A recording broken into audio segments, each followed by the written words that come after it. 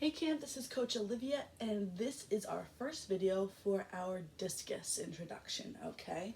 So, just like shot put, the stance is very similar.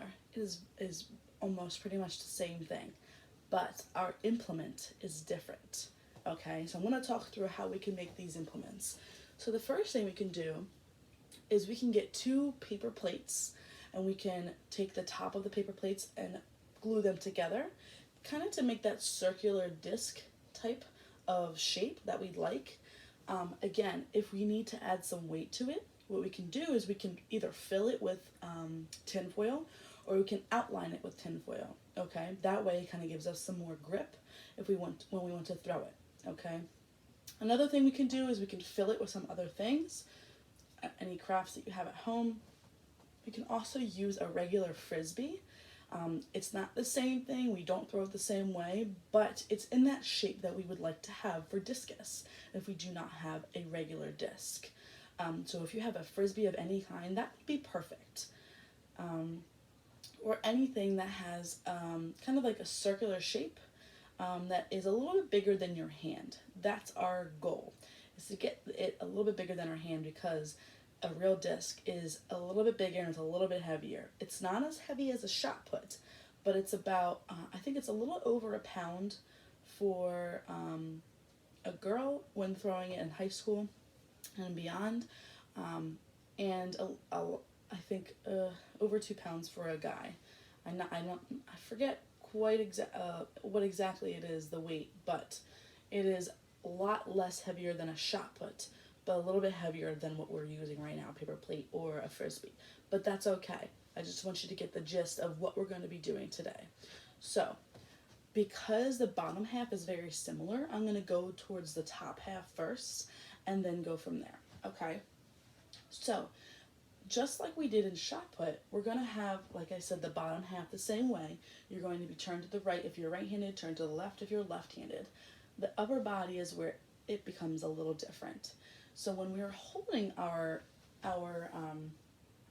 discus, we're going to be holding it with the same thing, our fingertips, but it's kind of like your the third crease on your finger. So there's 1, 2, 3. The top crease of your finger is going to be bent over the side of this frisbee or paper plate, whatever you're using. Okay, it's going to be bent over, kind of like you're grabbing it, like with your like a claw or clawing at it. So your crevice of your finger, the top crevice of your finger, is going to be kind of curled underneath of that, but the rest of your hand is going to be facing upward. Okay, again, it's kind of awkward to handle when you're in slow motion where you're doing practices, but that's okay, because it's a lot lighter. We can hold it that way for a longer period of time rather than having it heavier. So what we do is kind of have our 4 fingers curled over top of it, and our thumb is just laying on the top just for balance and for accuracy when throwing it. Okay, so basically when we're throwing a frisbee, we throw it underhands in the direction from our stomach away from us. But when we're throwing discus, it's kind of going, it's always at an arm's length away. We're always extending our arm. Okay, it's never coming close to our body. Because it's heavier, it might be a little bit dangerous that way, but in the sport for discus, we are holding it away from our body. So just like shot put, we move our body to the right, and we are keeping it at a distance away from our body, kind of like we're at a T. So if we start in a T position with both your hands, that would be perfect. And then we'll move our body to the right, just like the way we turned for shot put. Our feet shoulder width apart, left foot a little bit behind us. Again, if we're using our left hand, our right foot's going to be a little bit behind us, and that's the same stance. So as our discus is in our hands, we are going to just move our T towards the direction of where our feet are pointed, and then we are going to maintain that extension of our arm and kind of swing it around us, and we are going to let go of the disc when it's in front of us, when we're projecting in the way that we would like to go, just like our shot put. Okay, so the rotation is the same, the feet are the same, but the way that we hold our implement is a little bit different. Okay, so again, we're not having it close to our body and throwing it like a frisbee. It's going to be thrown with the tips of our fingers, basically. So the last finger it should be rolling off of is your pointer finger. Okay, so I'm going to explain this again. So once we get into our position and we turn our bodies to the right, if you're right-handed, left to the left-handed, okay, you're extending your arm, kind of like a T, like I said. So let's say I'm in this position, I'm throwing to the left here, and I'm turning my body. The T position, okay, my arm is going to be extended out, my disc is going to be at the end of my fingertips, and I'm going to just maintain this T position all the way throughout my turning of my hips, and I'm not letting go until I get to the same point that I threw with my shot put, okay, the same direction of where I'm going to be throwing, where I want to throw, okay.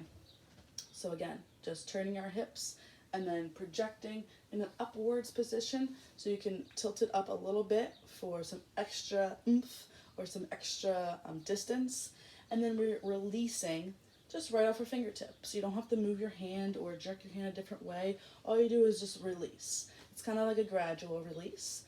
Again, when it's heavier, it's a little bit easier to throw it farther, but when we have our our lighter weight, it's easier just to let it go, okay? You don't have to do any extra steps with your fingers. It's just rolling off your fingertips, okay? Again, with finding where your implement landed, we can use the measuring tape. You can use your feet to count how many steps away it is from you. And you can also mark where you had your last throw. So in the sport of throwing, discus or shot put, we have about 3 attempts, okay? So when we get 3 attempts and we kind of make it to the next round, we have 3 more attempts. So when we have those attempts, we can either put markers where they were, or we count the distance and we write it down and mark it and try to beat our last distance. So I challenge you during this discus and this shot put trials is to have a kind of like a marker or something that you can kind of go towards beating, okay? So that's if you write down your distances, or you have a cone that's out in the field that you would like to beat, that is perfect. But I want you to make sure that you are doing everything you can to have your posture up high and using all of those skills, because again, like I said in the first video, it's not about how strong your arms are, it's how well that you use your bottom half of your body, your feet on the ground, your hips, and your arms together to project those implements, okay? It's not all about upper body.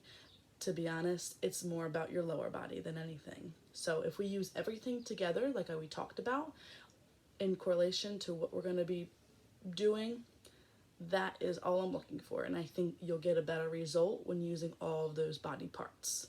Okay? And that is the end of video 1 for discus.